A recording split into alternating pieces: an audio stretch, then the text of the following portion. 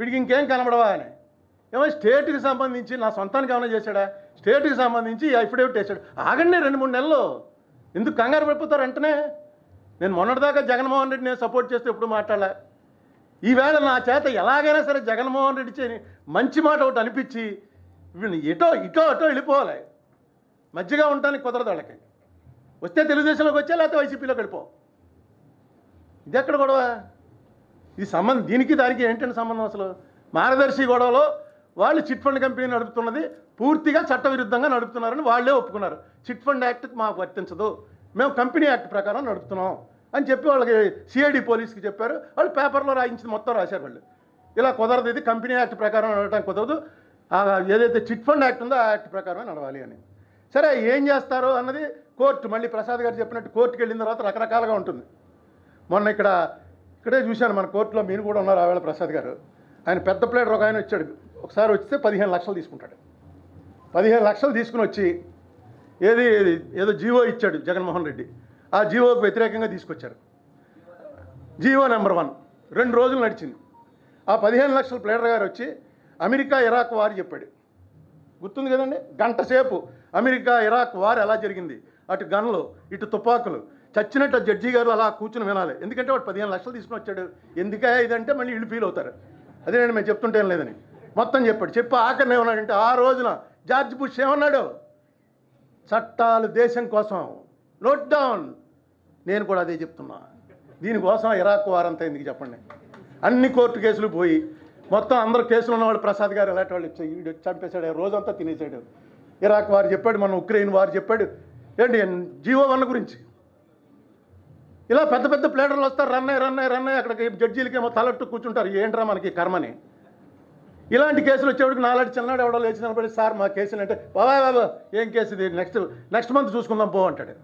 అలాగే 17 ఇన్నేళ్ళు జరిగింది, ఇన్నేళ్ళు నడుచుకుంటూ వచ్చింది. ఈవేళ సరే జగన్మోహన్ రెడ్డి అన్నవాడు చీఫ్ మినిస్టర్గా ఉన్నాడు కాబట్టి, చీఫ్ మినిస్టర్గా వచ్చి మార్గదర్శి ఫైనాన్షియర్స్లో ఒక ఎఫిడవిట్ వేసాడు కాబట్టి సుప్రీంకోర్టులో ఆ వేళ లేకపోతే కొట్టేద్దరు. ఎందుకంటే నేనేంటి సంబంధం నాకు, నేను ఓన్లీ కంప్లైంట్ ఇచ్చాను అంతే. తెలంగాణ గవర్నమెంట్ వాళ్ళు ఏం మాట్లాడలే. మొన్న ఇక్కడ తెలంగాణ ఈనాడు వేరు, మన ఈనాడు వేరు. ఒకసారి ఎప్పుడైనా తెలంగాణ ఈనాడు చూడండి, నెట్లో ఉంది, నెట్లో తెలంగాణ ఈనాడు చూడొచ్చు. 2 రోజుల క్రితం రాశారు. అసలు భారతదేశంలో తాజ్మహల్ అన్నది ఎంత అద్భుతమైనటువంటి కట్టడమో, హైదరాబాద్ సెక్రటేరియట్ మన కేసీఆర్ గారు కట్టింది అంతకన్నా గొప్ప కట్టడంట. దాని ఫోటోలు లోపలికి నడుస్తుంటే మయసభ ఏమిటిది ఏంటంటే కేసులో ఆయనకు అనుకూలంగా ఉన్నాడు కాబట్టి. ఇప్పుడు ఆయన కానీ అక్కడ వచ్చి నాకు సపోర్ట్గా వేస్తాడేమో ఎఫిడవిట్. మొన్న వకాలతా వేసాడు, ఇంకా ఎఫిడవిట్ వేయలే. ఏమో కేసీఆర్ కానీ ఇది అతను కూడా ఏమో అరుణ్ కుమార్ చెప్పిన దాన్ని కూడా ఆలోచించండి అని ఒక ఎఫిడవిట్ వేస్తాడేమో. మన పరిస్థితి ఏంటని మయసభ కింద మొత్తం మార్చేసి ఇంకా పొగడ్డం రాస్తారు. అయితే కేసీఆర్ అంతకన్నా ఇది అనుకోండి జాదుగారు. అందుకని మనం ఏం చేస్తాడో ఇంకా అప్పుడే ఏం చెప్పొద్దు, చూడాలి. ఈ కేసుకి సంబంధించి నేను అడ్వకేట్స్కి కానీ ఆడిటర్స్కి కానీ ఎవరికైనా చెప్పేది ఏంటంటే, మీరు డెఫినెట్గా మీ ప్రొటెస్టులు తెలియజేయచ్చు, కానీ మీరు కొంచెం అట్లీస్ట్ మీ మనస్సులో ఉన్న ఇది కరెక్టా కాదా అన్నది ఆలోచించండి. ఇదే ఒక వేరే వ్యక్తి చేస్తే ఎలా బిహేవ్ చేస్తుంది ప్రభుత్వం, ఎలా తీసుకెళ్ళి లోపలేస్తారో, ఎలా ఇంటరాగేట్ చేస్తారో. మొన్న రామోజీరావు గారు ఉన్నారు, ఆయన పడుకునుంటే వెళ్ళి చచ్చినట్టుగా వెళ్ళి చుట్టూ కూర్చుని రాసుకుని వచ్చారు. చట్టం ముందు అందరూ సమానమే అంటాం, అది పచ్చి బూతు. ఏమి కాదు అది, చట్టం ముందు ఏమి సమానం కాదు. డబ్బులు ఉన్నవాడి చేతిలో చట్టం ఎలా కావాలంటే అలా ఆడుతుంది, డబ్బులు లేకపోతే ఇంతే సంగతిలో. వెళ్ళారు, రాసుకొచ్చారు. నాకు అభ్యంతరం లేదు, ఎందుకంటే ఆయన పెద్ద ఆయన కోడలు లేడీ, ఇద్దరు ఇంటికి వెళ్ళారు. అసలు ఎవరినైనా నేను అదే చేయమంటాను. ఎవరినైనా సరే పోలీసు నేను అడిగేది ఏంటంటే, ఇలాంటి నేరాల్లో ఏవో మర్డర్ కేసులో రౌడీజమో ఇంకోటి అలాంటి నేరాలు వేరు, ఇలాంటి నేరాల్లో ఆర్థిక నేరాల్లో ఎక్కడైతే డబ్బులు పే చేస్తానంటున్నారు కాబట్టి మీరు వాళ్ళని పోలీస్ స్టేషన్కి పిలవాల్సిన పనే లేదు. అలాగే మీకు ఆడిటర్స్కి మీకు ఇచ్చిన నోటీస్ ఒక ఫ్రెండ్ ఆడిటర్ గారు పంపించారు నాకు. దాంట్లో చూశాను, ఏంట్రా ఈ నోటీస్ అంటే ఆఖరిని ఉంది, వీ రిక్వెస్ట్ యూ అని ఉంది.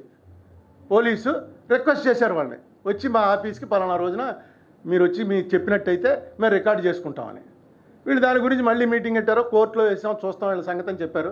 క్లియర్గా డివిజన్ తెలిసిపోతుంది. ఏంటి, జగన్మోహన్ రెడ్డికి వ్యతిరేకులు ఎవరు, వ్యతిరేకులందరూ ఈనాడుని అడిగి ఈనాడిని పొగుడుతూ ఒక స్టేట్మెంట్ ఇస్తేనే వాళ్ళు వ్యతిరేకుల కింద లెక్క, లేకపోతే ఒప్పుకోరు. లేకపోతే జనసేన ఎందుకు ఇవ్వాలి, జనసేన ఇవ్వాల్సిన పని లేదు. జనసేన పార్టీ కూడా రామోజీరావు గారి మీద ఇలా వెళ్ళటం చాలా తప్పు. చాలా అంటే ఆ రామోజీరావు గారు చేస్తున్నదని జగన్మోహన్ రెడ్డి తప్పు చేస్తున్నాడు అన్నవాడే జగన్మోహన్ రెడ్డికి వ్యతిరేకం. కమ్యూనిస్టులు చెప్పేశారు. సరే టీడీపీ అయితే వాళ్ళదే పార్టీ, జనసేన కూడా చెప్పేసింది. ఇక కొత్తగా ఏదైనా పార్టీ పెడితే ఈనాడులో రావాలనుకుంటే డైరెక్ట్గా చెప్పాలి. ఈనాడు పేపర్ చాలా గొప్ప పేపర్ అయిపోయింది. మన దురదృష్టం ఏంటంటే ఈనాడు పేపరు ఎలాంటి వాల్యూస్ మెయింటైన్ చేస్తుందో ఒక ఉదాహరణ చెప్తాను. పేపర్లు అంటే న్యూస్ చెప్పాలి. 2009లో ఈ మార్గదర్శి గొడవ అయిన తర్వాత నేను పార్లమెంట్కి పోటీ చేశాను. మీకు తెలుసు, ఈనాడు అందరం చదువుతాం.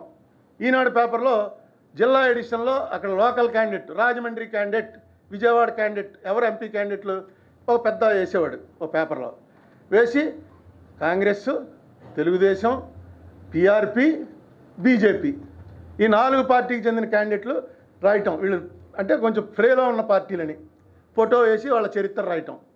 4 అలా అన్ని చోట్ల రాశారు. రాజమండ్రి వచ్చేటప్పటికి మాత్రం 3 పేర్లే రాశారు. మురళీమోహన్, కృష్ణరాజు, సోమవీర్రాజు. నేను లేను. నేను కాంగ్రెస్ క్యాండిడేట్, సిట్టింగ్ ఎంపీని. నా పేరు లేదు. వాళ్ళ 3 మధ్య పోటీ. ఇంత సంకుచితంగా నడిపేటువంటి వాళ్ళు ఎవరైనా ఉంటారా?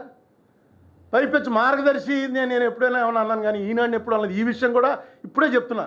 ఎందుకంటే నాకు ఎవరో ఫ్రెండ్ పట్టుకొచ్చి మొత్తం అప్పటి పేపర్లన్నీ ఇచ్చాడు. ఇచ్చి ఒక ఎగ్జిబిషన్ పెట్టి ఇప్పుడు నువ్వు విపరీతంగా వస్తారు చూడటానికి, ప్రతి ఊరికి పంపించి ఈనాడు ఎలా రాస్తుంది. ఏది నా మీద రాసినవే, కేవలం నాకు వ్యతిరేకంగా ఎలక్షన్ టైంలో రాసినవన్నీ అతను ఆయన ఎందుకు దాచి ఉంచాడో పాపం. ఆయన దాచి ఉంచి పట్టుకొచ్చి చూపించాడు. గుర్తుందిగా, ఆయన పట్టుకొచ్చి చూపించాడు. ఇవన్నీ వేసి మీరు చూపించండి అని. ఎందుకో రామోజీరావు గారు ఒక ఐకాన్ అయిపోయారు. అలా ఉండాలి. ఆహా, ఓ ఈ గ్రేట్. ఆయనకి చట్టాలు లేవు, ఏం లేవు, ఎలా కావాలంటే అలా బతకచ్చండి. బతికితే అలా బతకాలండి. ఆయన్ని సపోర్ట్ చేస్తూ ఒక పెద్ద గ్యాంగ్, ఆ గ్యాంగ్ అంతా కూడా బాగా క్యాష్ ఉన్నవాళ్ళే. వాళ్ళందరూ ఆయన సపోర్ట్. ఎస్, ఈయన తప్పు చేయడు, ఈయన తప్పు చేసినా తప్పు కాదు, ఈయన ఎవరికి క్షమాపణ చెప్పాల్సిన పని లేదు. ఇది కానీ మనం అరికట్టకపోతే, ఎందుకంటే మనం రామోజీరావు గారి మీద ద్వేషం కొద్ది కాదు. ఇందాక ప్రసాద్ గారు చెప్పారు, మాఫియాలకు తయారవుతాయి. ఒక ఇది చూసుకుని ఓహో అలా ఉంటే చాలా ఇదనమాట. మనం అసలు చట్టం గట్టం ఏమీ లెక్క చేయకుండా తిరుగుతుంటే ప్రజల్లో చాలా పలుకుబడి ఉంటుందిరా మనకి. ఇదే కరెక్ట్ అనుకుంటున్నారు ఈ దేశంలో ప్రజలు, ఈ రకంగానే ఉండాలనుకుంటున్నారు అని. నేనేం కోరాను రామోజీరావు, రండి బాబు మీరు వచ్చి తప్పు జరిగింది చెప్పండి, ₹1 ఫైన్ వేస్తాడు. డబ్బు కట్టేశాను అంటున్నారు కదా, కట్టేసాక ఇంకేముంటుంది గొడవ? మీరు జైల్లోకి పోవాలనో లేకపోతే మీకు ఏదో శిక్ష పడాలని ఎవడు కోరుకుంటాడు? ఎవడికి కావాలి? నాకేం లేదు, నాకేమీ మీ వల్ల వ్యక్తిగతంగా నాకు జరిగింది లేదు. ఎలక్షన్లో ఎప్పుడు మీరు కాంగ్రెస్కి వ్యతిరేకమే, నాకు కొంచెం ఎక్కువ వ్యతిరేకం చేశారు. 2 సినిమా యాక్టర్లను తీసుకొచ్చి పెట్టారు, 2 పెద్ద హీరోలు, 2 డబ్బు ఉన్నవాళ్ళు, నేను సామాన్యుడిని, నేనే గెలిచేశాను. మీరు ఎంత రాసినా నేనే గెలిచేశాను. మీ పని మీరు మీ ప్రయత్నం ఎంత చేసినా సరే అది జరగలేదని అక్కడ క్లియర్గా తెలిసిపోయింది. పబ్లిక్లో మీరు ఎంత చేద్దాం అనుకున్నా సరే దాని ప్రభావం ఎంత ఉంటుంది అన్నది రేపు కూడా తెలుస్తుంది. రేపు ఏమి కంగారు పడకండి. దానికి నేను ఎంతసేపు ఏం చెప్తానంటే, దానికి దీనికి ముడిపెట్టకండి. మీరు చేసేది ఒక సెలబ్రిటీ అన్నవాడు ఎప్పుడు కూడా భగవద్గీతలో కృష్ణుడు చెప్తాడు, అర్జునుడు పారిపోతాను బాబు, నాకు అర్థం వద్దు, ఏమొద్దు, ఎందుకే మా సొంత మనుషులందరినీ చంపేసుకుని నాకెందుకురా బాబు ఈ రాజ్యం, నేను వద్దు, నేను పోతున్నాను, ఈవేళ నుంచే సన్యాసం తీసుకుంటున్నాను. అది మంచిది కదా. ఎవడన్నా గొడవ వదిలేసి వెళ్ళిపోతానంటే అతను సపోర్ట్ చేయాలి. కృష్ణుడు సపోర్ట్ చేయలే. ఏం చెప్పాడు? యద్య ఆచరతి శ్రేష్టస్తత్త దేవేతరో జన సయత్ ప్రమాణం కురితే లోకస్తదనువర్తతే. రే నువ్వేదో సన్యాసం చాలా గొప్పదని పారిపోవటం కాదు. శ్రేష్ఠులైనటువంటి వ్యక్తులు ఏ పని అయితే చేస్తారో మిగతా వాళ్ళందరూ కూడా దాన్ని ఆచరిస్తారు, దాన్ని ఇమిటేట్ చేస్తారు. నువ్వు అర్జునుడు అంటే ఒక పెద్ద ఫిగర్, నువ్వు పెద్ద సెలబ్రిటీవి, నువ్వు యుద్ధంలోంచి వెళ్ళిపోవడానికి వైరాగ్యం వచ్చిందండి, వీడు వచ్చింది, ఇదేమనుకోరు, భయపడి పారిపోయాడండి అనుకుంటారు. అనుకుని భయపడి పారిపోవటం అనేది తప్పు లేదు అని ఒక కొత్త ప్రెసిడెంట్ స్టార్ట్ అవుతుందన్నమాట. అలాంటి ప్రెసిడెంట్ నువ్వు స్టార్ట్ చేయకో, తప్పది. శ్రేష్ఠులైనటువంటి వ్యక్తులకు చేయడానికి అర్హత లేదు. నేను ఈవేళ రామోజీరావు గారికి చెప్తున్నా, మీరు ఒక సెలబ్రిటీ అయ్యారు. సెలబ్రిటీ అన్నవాడికి ఇలాంటి తప్పు చేస్తే వెంటనే తప్పు అయిపోయిందని ఒప్పుకోవటమే మీ కీర్తి ప్రతిష్టలు పెంచుతుంది. మెగ్నానమస్ అవుతారు మీరు దీన్ని ఎలాగోలాగి వీడు జగన్మోహన్ రెడ్డి ఏదో కక్ష కట్టి నా మీద చేస్తున్నాడు, వీళ్ళ నాన్న నా మీద కక్ష కట్టి చేశాడు, నా మీద 50 లక్షలకు వేశారు. ప్రసాద్ గారు ఒక యాక్ట్ తీసి చూపించాడు. దాంట్లో ఏంటంటే ఒక కంపెనీ వాళ్ళు డ్యామేజెస్ అడగాలంటే ఆ కంపెనీకి నష్టం వచ్చి ఉండాలి. ఆ నష్టం వచ్చి ఉంటే ఇగో పోయిన సంవత్సరం నాకు 10,000 లాభం వచ్చిందండి, ఈ సంవత్సరం 9,000కి తగ్గిపోయింది, ఈ అరుణ్ కుమార్ అన్నవాడు నా మీద చేసిన వ్యాఖ్యల వల్ల నా లాభం తగ్గిపోయింది కాబట్టి అతను నాకు డ్యామేజ్ కట్టాలి. లేకపోతే గుడ్ విల్ ఏముంటుంది? కంపెనీకి గుడ్ విల్ అంటే ప్రాఫిట్ మేకింగ్. ఆయనే చూపించుకున్నాడు. నేను స్టేట్మెంట్ ఇచ్చి ఈయన మీద కంప్లైంట్ ఇచ్చిన తర్వాత